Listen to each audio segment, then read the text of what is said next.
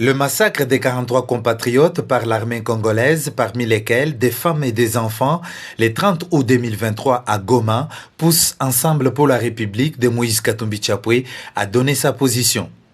Lors d'un point de presse tenu ce lundi 5 septembre 2023 à son siège national à Kinshasa par le secrétaire général, honorable Dieudonné Boulengue Balea, Ensemble pour la République condamne avec la dernière énergie ce carnage en pleine ville de Goma et exige des enquêtes indépendantes. Le 30 août dernier, entre 4h et 7h du matin, les éléments armés des FARDC, entendez, Forces armées de la République démocratique du Congo, ont procédé à une attaque contre des fidèles d'une église au quartier Katindo, commune de Karisimbi, en ville de Goma. Cette opération s'est soldée par un véritable carnage. Les organisations de la société civile de Goma ont dénombré pas moins de 108 personnes tuées.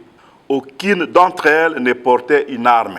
Après avoir voulu édulcorer les faits, les autorités militaires provinciales n'ayant annoncé que 6 victimes, le gouvernement de la République a reconnu, face aux vidéos accablantes filmées par la population, les massacres par l'armée, 43 de nos compatriotes, parmi lesquels, il faut le souligner, des femmes et des enfants. Les éléments déployés dans cette opération sanglante relevaient de la garde républicaine, qui a la mission essentielle d'assurer la protection du président de la République et dont le commandement répond directement de lui. Affligé par cette grave situation, Ensemble pour la République présente ses condoléances les plus attristées aux familles des victimes et à toute la population de Goma traumatisée par le destin tragique de ses enfants. Ensemble pour la République s'associe à toutes les forces vives de la nation qui exigent que toute la lumière soit faite sur cette tuerie et que justice soit rendue aux victimes.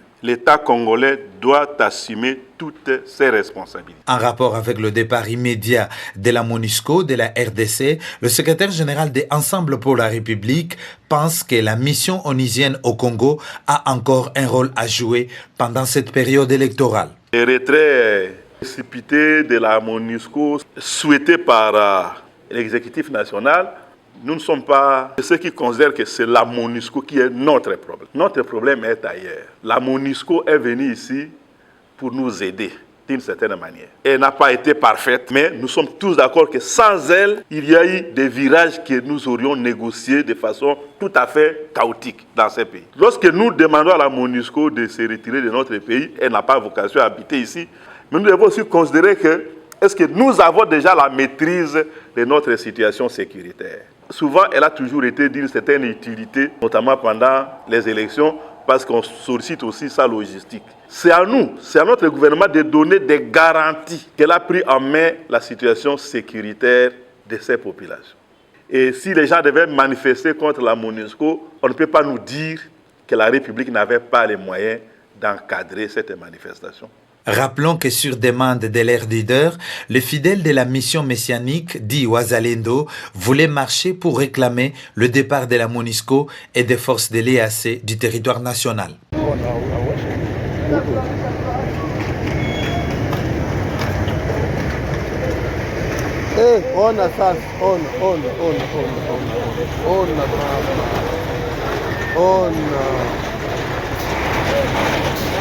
Ona mama hii.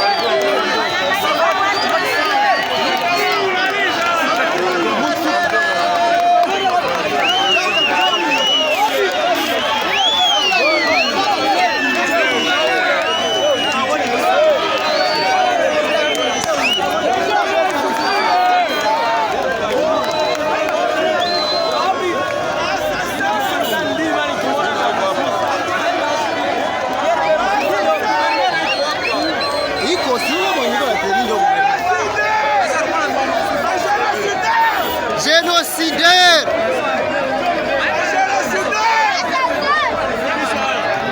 Assassin.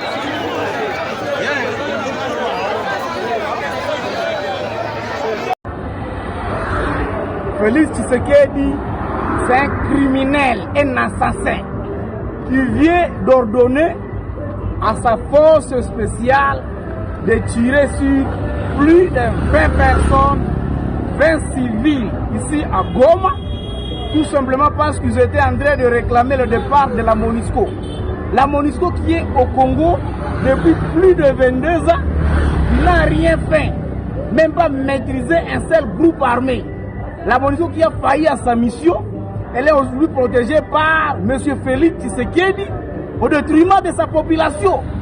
Félix n'est pas différent d'Hitler. Félix n'est pas différent de Kagame. Félix n'est pas différent des ADF. Félix n'est pas différent du M23.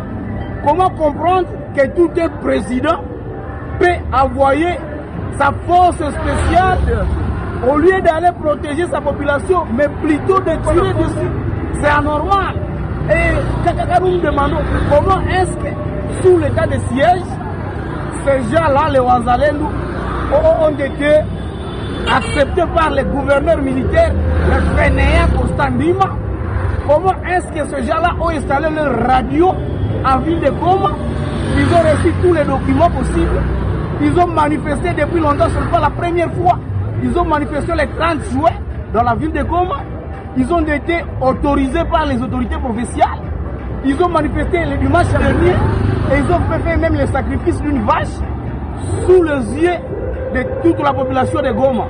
Aujourd'hui, parce qu'ils commencent à toucher sur les intérêts de M. Félix, c'est comme ça que maintenant, ils deviennent des rebelles alors qu'ils sont non armés. Ce sont les jeunes, ce sont les enfants de Goma, ils ne sont pas étrangers. Ils n'avaient aucune arme, leur église a été incendiée, leur radio a été pillée. Les jeunes passants ont été assassinés, tirés à bout portant. Et donc c'est la démocratie que nous sommes en train de détruire. Et ça c'est sous Félix Tshisekedi. Le monde entier doit agir et venir protéger le peuple congolais. Monsieur Félix doit être sanctionné et il doit dégager. C'est le moment de le faire partir. Sinon, tous nous allons finir comme la population qui vient d'être massacrée et assassinée aujourd'hui.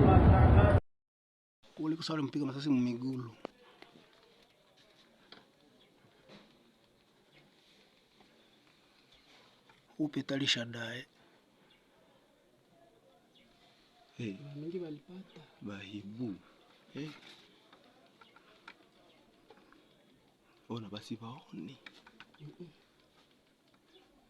bashaua batu maiti mutupu. Yesu we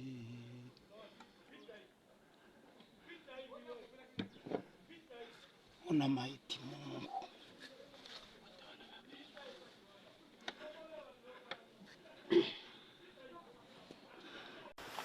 Le président de la République avait